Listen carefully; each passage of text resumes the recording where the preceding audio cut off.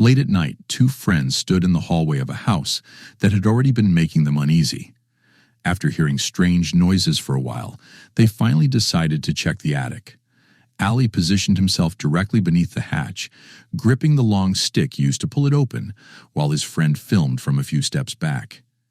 That's when the sound started again. Heavy banging echoed from above, not scratching, not shuffling, but slow, deliberate knocks.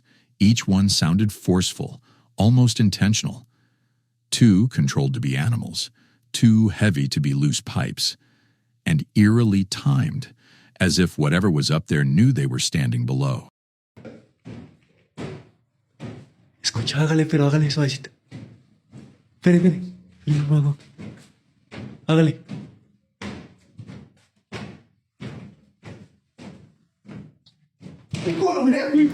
Ali hesitated for a moment, then slowly pushed the attic door upward with the stick.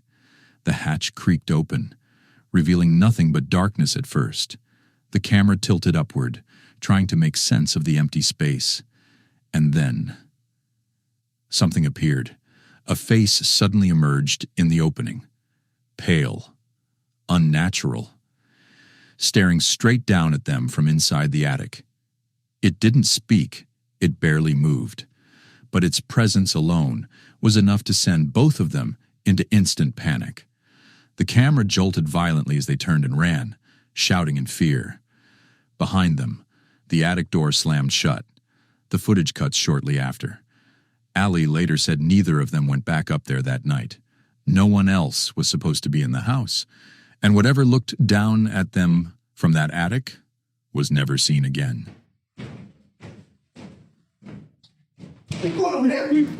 This is a family we've featured on the channel before, a family whose situation has been one of the hardest for viewers to make sense of. On the very first day of the year, while most people were sleeping peacefully or welcoming a fresh start, this family barely managed to get even an hour of rest.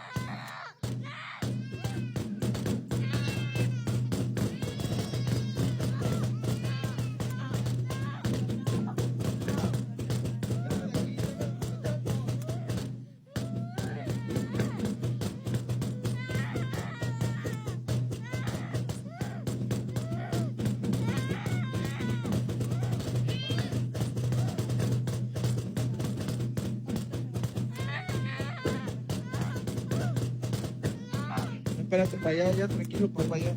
Ya, espérame.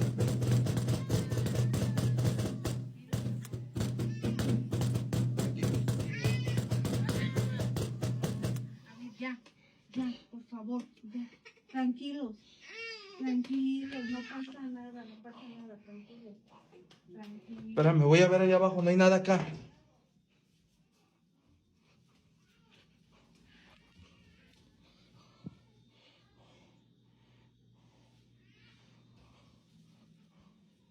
At first glance, some people may be quick to dismiss this as staged, but that reaction often comes from the outside looking in. Living with something you don't understand, something you can't control and can't escape from, creates a kind of fear that doesn't fade when the camera turns off. Many viewers keep repeating the same advice: just move. But it's never that simple. When money is tight, when the housing market is unforgiving, and when every affordable option feels just as uncertain as the place you're already in, the family says they've tried everything they know how to do. They've looked for explanations, they've searched for help, and yet whatever this is refuses to stop. For now, this is one mystery that won't let go. Manuel is exploring an abandoned school late at night, a place he's convinced is haunted after hearing about unexplained activity there for years. The building is completely silent, except for his footsteps echoing through the empty halls as he films, slowly making his way toward the area where most of the reports seem to come from. The farther he goes, the heavier the atmosphere feels. Not just quiet, but tense, like the air itself is watching him. Para que vean que no es inventado, o sea, no tengo ningún otro dispositivo. La bocina la tengo aquí, o sea, no hay otro medio, estoy grabando con mi teléfono, un único teléfono. Y nuevamente escuché ruidos. Maldita sea.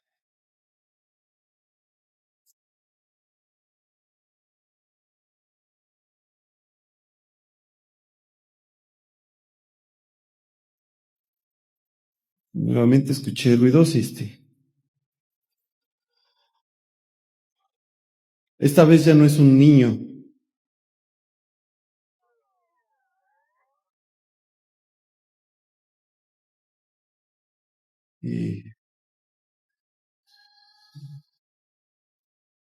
No mames.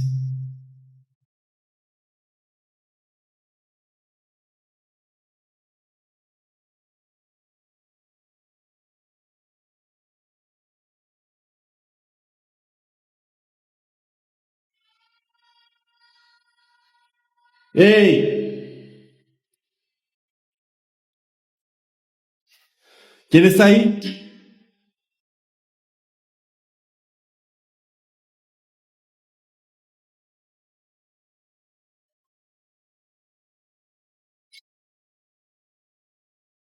No seas mamón.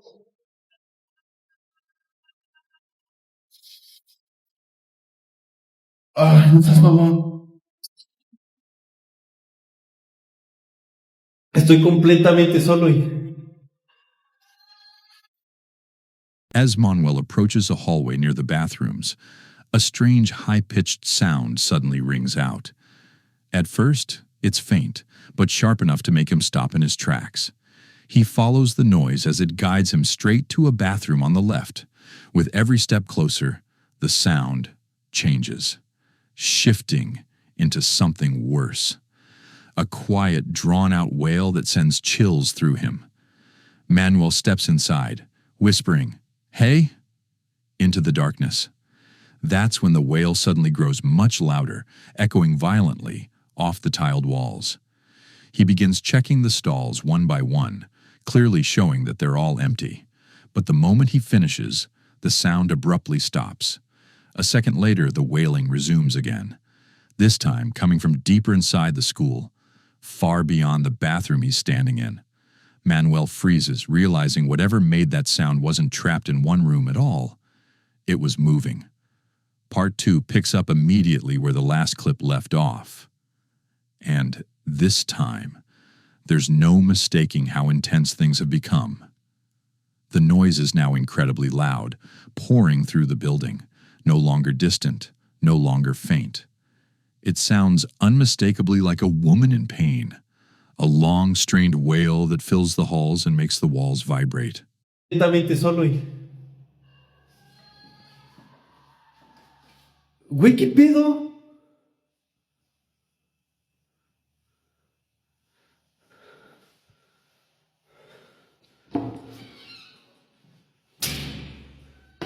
No mames.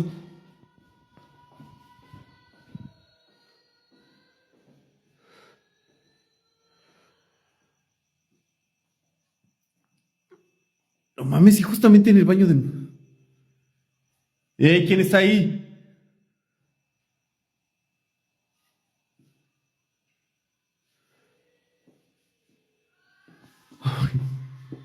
No, no mames.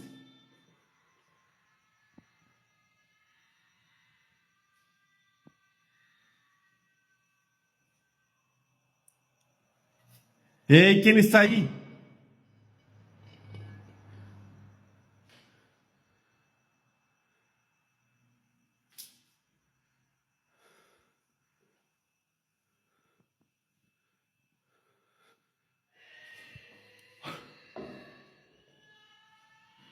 ¿Qué pedo?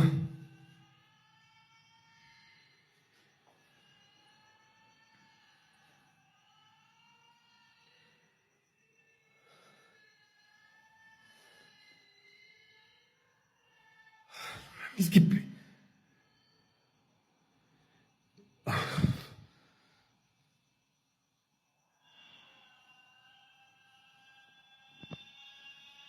Esto ya no es normal, neta, ya no es normal.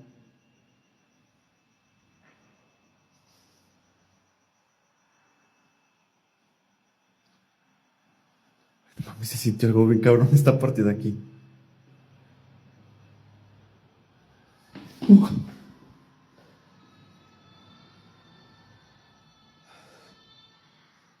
mames, clarito sí está escuchando.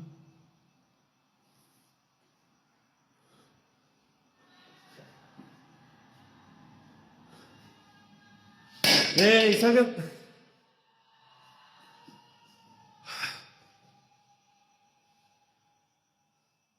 Es que no. Güey, ¿qué pedo?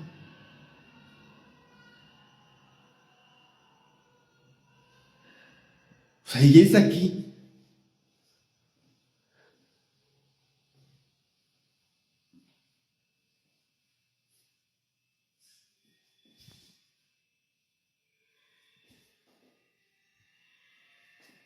Saco.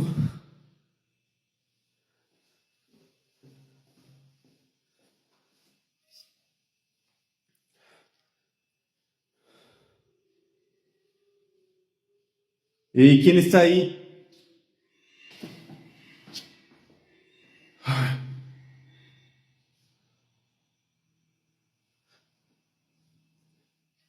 ¿Quién está ahí?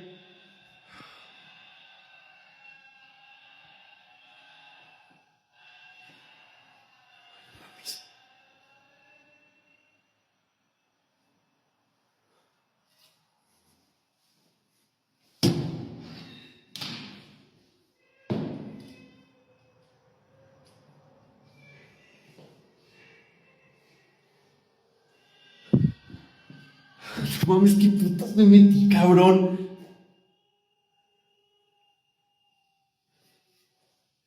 Hola.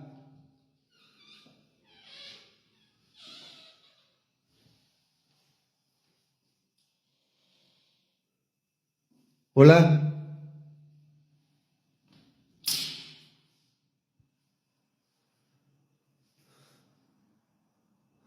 No, ya no hay.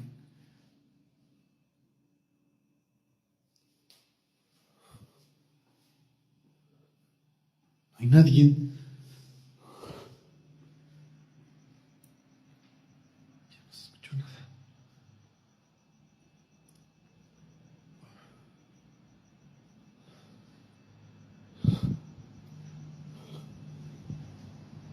Rayos. As Manuel stands frozen, the bathroom stall doors in front of him begin to open on their own, one by one, fast, as if something unseen is pushing them open from the inside. That's enough to force him to retreat backward into the hallway, breathing heavily as the sound drags on longer than ever before. Just when it finally cuts out, he cautiously steps forward again. But the second he reaches the bathroom entrance, the scream erupts once more, even louder than before. Manuel later claims all of this was happening around 3 in the morning. Unsure what to do, he stays where he is as the cries continue, bouncing around the building and making it impossible to pinpoint their source. He decides to check the men's bathroom on the right. But as he films inside, it becomes clear the noise isn't coming from there at all. Suddenly, it shifts again, pulling him back toward the women's bathroom. Only now it sounds different, less like screaming, and more like someone violently gagging or vomiting behind the walls. Moments later, the agonizing screams return at full volume. Manuel calls out "Hola" several times, his voice shaking, but there's no response. Then, for the longest stretch of the night, everything goes completely silent. Taking that as his chance, Manuel slowly backs away, never turning his back, before finally leaving the building altogether. Whatever was inside didn't follow him out, but the sounds he captured were more than enough to convince him to never return. A woman was just about to take a shower when her friend FaceTimed her. During the call, the friend jokingly teased her about the way she had wrapped her hair before hanging up, Laughing it off, she decided to rewrap it properly and record a quick video to send back as proof that she could do it better this time. But while she was recording, something completely unexpected happened. Watch closely.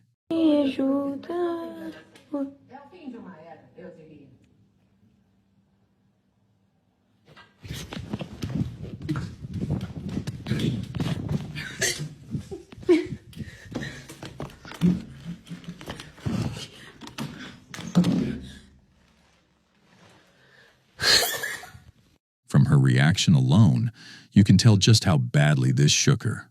And honestly, it's hard to blame her. She had already heard unsettling stories from neighbors in the building, reports of curtains moving on their own, unexplained knocking late at night, and even sounds coming from rooms no one was inside. So when her own curtains suddenly began moving violently, not gently swaying, but tugging hard as if someone were deliberately pulling it, panic set in immediately. This didn't look like air movement, it didn't look accidental. And in that moment, running was the only thing she could think to do. But if whatever caused that movement had already crossed into her apartment, many people argue that running alone wouldn't solve anything. So what do you think? Was this a one-time incident, or is this something she should start taking very seriously?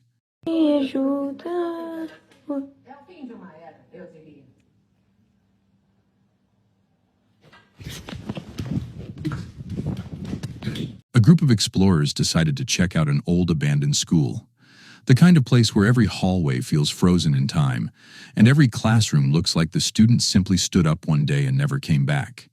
They were there for the architecture, the decay, the eerie silence that only places like this seem to hold. While filming, they believed they were only capturing peeling paint, dusty desks, and empty corridors. But they had no idea they'd recorded something far more unsettling. Have a look.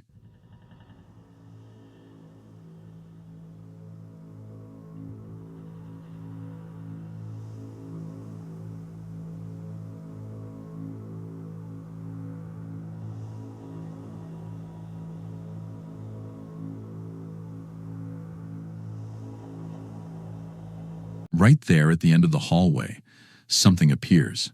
An apparition that looks disturbingly like a small child. They didn't notice it while filming. It wasn't until later, reviewing the footage, that they realized what had been standing there the entire time. Some say childlike apparitions are rarely what they seem. And while it didn't move toward them, didn't follow them, and didn't react in any obvious way, the most unsettling part is knowing it was there. Silent. Watching. And that makes this one of the most chilling discoveries they've captured so far. This footage was captured by a home security camera. Annalisa was left completely shaken by what she discovered. At first, nothing seemed unusual, but when she reviewed the footage, something stood out immediately. Have a look.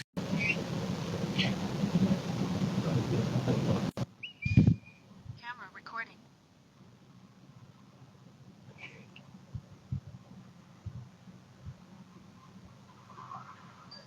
In the first recording, it almost looks like a figure casually walking through the frame. There's no rush, no panic, just movement where no one should be. Then comes the second clip. A voice can be heard clearly whispering a single word. Eric. What makes this especially unsettling is the timing. This happened less than 2 minutes after Annalisa's husband, Eric, had just left for work. Many people believe hearing your name when you're alone can mean different things. Some say it's a spirit trying to get your attention. Others believe it's mimicry, an entity copying familiar voices to lure or provoke a response. There's also the psychological explanation, how the mind can fill silence with what it expects to hear. But that theory doesn't sit quite right when the voice is captured on camera. So what do you think this was? A coincidence? A call? Or something that knew Eric's name a little too well? A couple begins to notice strange, unexplained movement inside their home. It starts subtly, items not being where they were left, An uneasy feeling when certain rooms go quiet, and moments where it feels like someone else is present, even when they're alone. One evening, one of them notices something she's absolutely certain about. The blinds in one room are open, even though she clearly remembers closing them.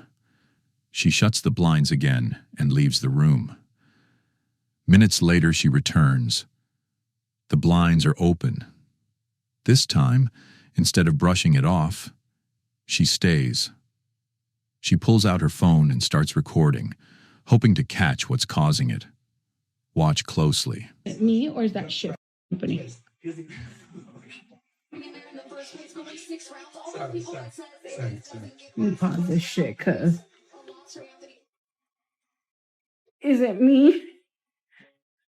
Oh my god, baby. Baby. Is it me or the opening? Fill up their water thing. And After the video was shared, explanations quickly followed. Some suggested the blinds might be loose or no longer tight enough, slowly slipping open on their own. Others speculated that someone could have been standing outside the window, but when she stepped outside to check for footprints or any sign of someone nearby, there was nothing. No marks, no disturbance, nothing that could explain it. What makes this harder for the couple to dismiss is that this isn't the only strange thing they've experienced. They've openly said they believe they're gifted with sight, able to sense and even see spirits. Because of past experiences, they're already open to the idea that the paranormal is very real. They've encountered unexplained events outside their home as well, moments that only reinforce that belief. One experience in particular stands out. Shortly after their nephew Nick lost his best friend, they took him to the park to spend some time together. While they were there, something unexpected was captured. Watch and listen closely. This is a video of our nephew at the park, and his best friend had recently died. Let us know what you hear. Ow, my head! My head got hurt twice. Some people hear a voice saying, "Nick, I love you." Others believe it says, "I can help you." Was this a comforting message meant only for him, or something else entirely trying to make contact? Let me know what you heard. This clip was captured inside an old school by a man who works there overnight. Once everyone leaves, his job is simple: walk the halls, check each classroom, make sure everything is locked and exactly where it should be. During one of those quiet night shifts, he began hearing sounds coming from a bathroom down the hall. Not distant echoes or random noises, but the kind you'd expect if someone was actively using it. Water running, movement, subtle sounds bouncing off the tiled walls. At first he stood outside and waited, assuming someone would eventually come out. But minutes passed, and no one did. When he finally decided to step inside, this is what he saw.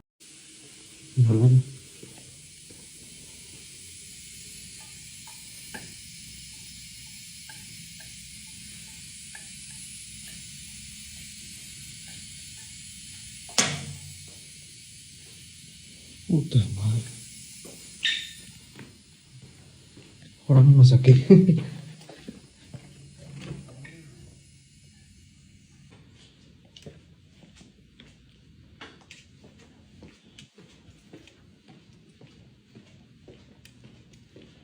Mi trabajo es checar que ya no haya nadie. Apagar todo y cerrar todo. Es una escuela. Una escuela de noche. En Estados Unidos, que tiene muchos años esta escuela ya. Es una escuela muy viejita.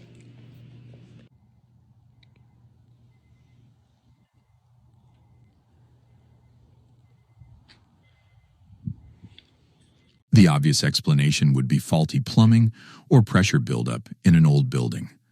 But in a place that was supposed to be completely empty, it didn't feel like a malfunction. It felt more like something repeating a routine, one that never really stopped. I'll leave you to be the judge on this one. A woman had been collecting antique dolls for years, slowly building an impressive collection inside her home. For a long time, everything seemed normal. The dolls stayed where she left them. Nothing felt out of place. But eventually, she began noticing something she couldn't explain. Some of the dolls appeared to move on their own. At first, she convinced herself it was just her imagination. Maybe she misremembered where she placed them. But the movements kept happening. Then came the sounds. Children's laughter, echoing through empty rooms. No one else home. No toys turned on. Things took a darker turn after she had a baby. Worried for her child's safety, she installed baby monitors throughout the house. That's when she started capturing something far more unsettling. Ghostly figures appearing near the crib, shapes lingering where no one should be. One day, while driving, she decided to record something unusual involving one of her dolls. Watch closely. Freaking insane update, y'all. The doll is back with us. Not the one that was stolen, but the one that we managed to wash our hands of by giving away. I had to drive 20 minutes away and come pick up this damn doll, and I never, ever, ever wanted to put this doll in my car. Ever. The only time it's ever been in my car is when I picked it up for the very first time. It has not been in my car. I think where I messed up is when we first got the dolls and we seen that something was attached to them and that something was haunting them. I made the mistake of being like, don't hurt us, we'll take care of you. This is before I had kids now. So I've done made this doll, or whatever's attached to this damn doll, promises that we will always take, because me and my husband were like, it's a little girl attached to this. The video shows the doll sitting upright in the passenger seat. At first, it appears completely still. Then, it begins to move. Subtle at first, but gradually the motion becomes more deliberate. While some of the movement could be explained by the car being in motion, not all of it lines up. Certain shifts don't match the road, the turns, or the vibration of the vehicle. They look intentional. The woman later explained that she believes this particular doll is haunted by the spirit of a young girl, and after everything she's experienced inside her home, she's not ruling anything out. So what do you think? Could this doll really be possessed? Or is there another explanation hiding in plain sight? Either way, let's hope her baby remains safe with this kind of energy lingering around their home. A man is trying to understand why his younger daughter is absolutely terrified of a specific toy. Every time she sees it, she cries. When it's brought closer, she screams and tries to get away, refusing to stay in the same room with it. She won't touch it. She won't look at it for more than a moment, and she becomes visibly distressed whenever it's nearby. What makes this even stranger is that this reaction doesn't happen with any of her other toys. Only this one. One evening, hoping to get to the bottom of what's causing such a strong response, the father brings the toy out again with the help of his older daughter. As they interact with it, he suddenly notices something unsettling. Watch closely. Okay, pull the string. Okay. Let it go slow.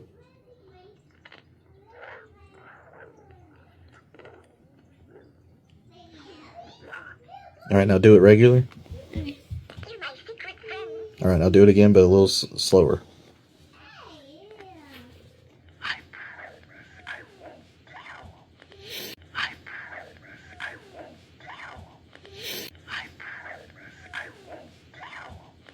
Before jumping to conclusions, it's important to understand what this toy actually is. Viewers quickly pointed out that it's a 1985 second-generation Care Bear, one of the early talking toys. Unlike modern toys that use digital electronics, these older models relied on mechanical sensors. The slower the pull string retracts, the slower the internal cylinder turns. This can cause the voice to stretch, warp, and distort, similar to forcing a vinyl record to slow down mid-play. Back when these toys were first released, many parents complained about how unsettling they sounded. Some even described the voices as disturbing or downright demonic. But that's not where the concern ends. Some people took the theory much further, pointing to the symbols on the Care Bear's belly, known as belly badges. According to certain beliefs, these symbols resemble markings used in voodoo practices, thought to act as spiritual beacons or invitations for specific entities. Others dismiss this as coincidence or overinterpretation. But those who believe in spiritual sensitivity argue that children are often far more perceptive to energies adults ignore. So, if this little girl reacts so strongly to this specific toy, is it really just the distorted voice? Or is she sensing something else entirely? I'll let you be the judge.